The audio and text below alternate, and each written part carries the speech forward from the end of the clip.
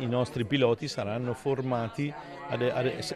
cioè abilitati ad effettuare il volo notturno. Le macchine sono già abilitate. Il soccorso aeromobile dei Vigili del Fuoco sarà presto attivato anche nelle ore notturne sull'intero territorio comunale metropolitano di Venezia. Di fatto raddoppiando le ore di volo dei mezzi, il protocollo d'intesa siglato tra il Corpo Nazionale dei Vigili del Fuoco, il Comune e la città metropolitana di Venezia segna un punto di svolta non solo nell'efficacia degli interventi a tutela del territorio, ma anche nella gestione di grandi eventi. Gli ambiti di intervento sono tanti, anche gli ambiti di servizio che ci vengono richiesti, perché oggi come oggi, oltre al soccorso istituzionale, vengono anche chiesti trasporti, soprattutto degli aeromobili, per questioni a volte anche sanitarie, quando magari l'elicottero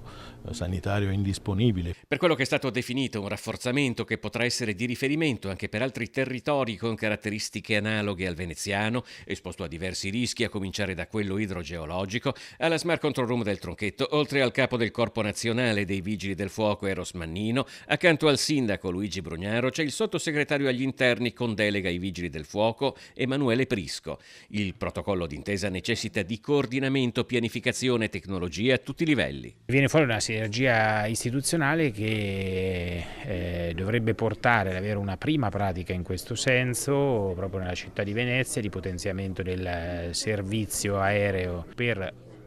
prevenire ogni segnale, anche per prevenire